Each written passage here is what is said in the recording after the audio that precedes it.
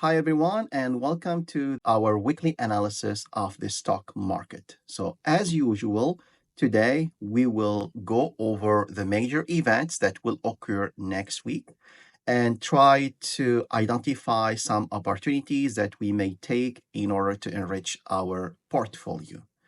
Without further delays, let's dive into the details.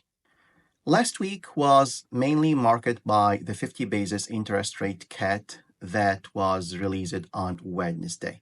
The first 2 hours, the market didn't react well because after the Powell speech, investors understood that we are probably in a bad shape, and this is why Powell and the Feds decided to cut the interest rate by 50 basis point. But that feeling didn't last that long. And next day, we had a good reaction of the market. For example, the SP 500 reached all-time high.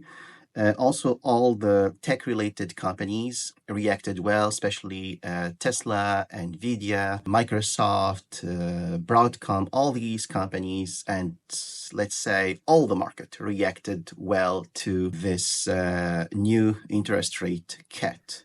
Here is the list of events that we should watch for the week of September 23. I will not go over them, but I will just highlight the most important ones. On Thursday, we have the initial jobless claims. That gives an idea about unemployment, and that was the big discussion during the Fed meeting on Wednesday last week. So any number under this previous initial jobless claims will be good for the market next week. And the other two events that we should watch for next week are the PCE price index for the month over month and year over year change. Any reading equal or less than 0.2 for the month over month will be a good sign for the market. And any reading less than 2.6 for the year over year will be also another good reading for the market. So this is overall what we should watch with regard to the economic data. Let's now move to another subject that is also interesting, which is the list or the earning reports for the week of September 23, 2024. The week of September 23 will be also marked by the release of earnings reports of multiple companies such as Micron and Costco. The reason these two companies because the earnings Costco and the market reaction related to this earnings report will have an impact on all retail related stocks such as Walmart, etc., and same Micron, so it will have an impact on tech-related companies such as Amazon, Tesla, Nvidia, AMD, etc. So these two reports that we need to watch, and again, I do not recommend to invest in these companies before the release of their earnings reports, because even if these reports will be good, the market, for whatever reason, could react bad to stocks, and we might have price drop of 19%, 15%. And this is, by the way, what happened to Adobe last report. So we had like good results, but for whatever reason, the investors decided just to sell their Adobe stocks. So if you want to take a high risk, yes, you can invest in Micron or any company before the release of their earnings reports. But what I suggest personally is just to wait until that release and then decide to invest or not in that or in these companies.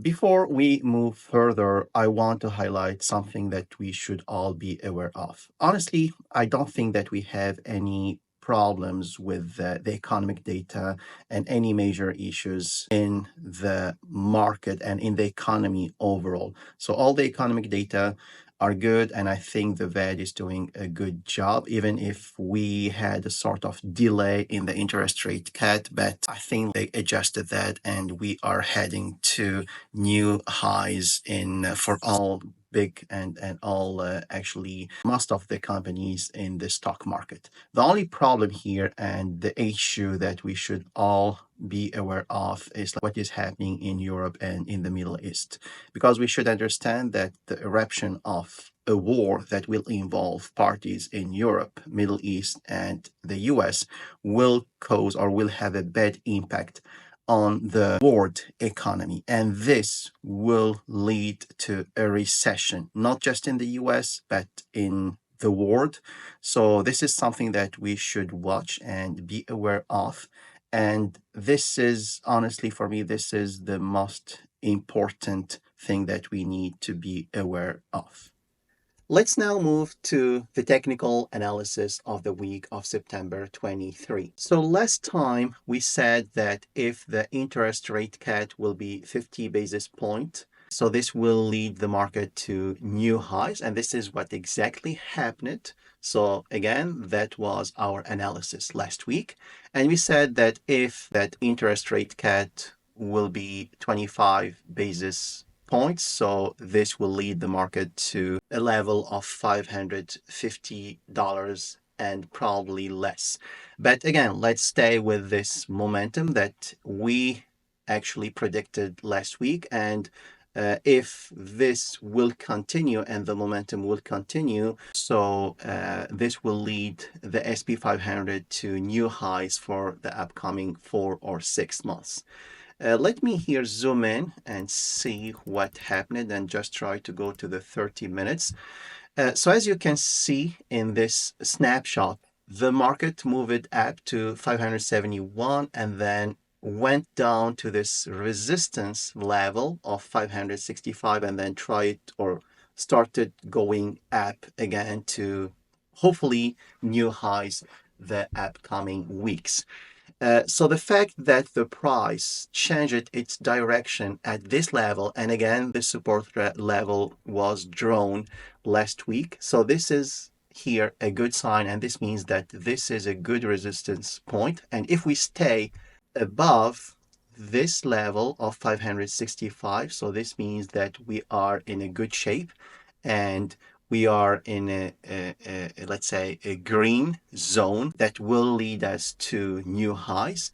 But if the price for whatever reason will go down under 565 and will reach 562 or 563, so we are here in danger. And probably if that or the price achieved that level, so you need to sell your SP 500 shares because there is a high risk that it will go down to 550 or 540 again if there is a major event that will happen related to the war or related to the election. But I think for the upcoming 2 weeks, we will be in a good shape and the whole market will continue its positive reaction to the interest rate cut. And even if it will touch again this level of 565 multiple times, but as I said, we are in a green zone and there is a high probability that we will achieve new highs the upcoming weeks. This concludes our weekly analysis of the stocks market. I hope that you enjoyed the video and you are now well equipped for the next steps. Here, I published a list of companies and ETFs that I recommend you to invest in, especially if you are a long-term investor. These companies will allow you to get a return on investment of 15% to 30%. So again, or this list is for long-term investors, and if you want to keep your stocks for 1 to 2 years.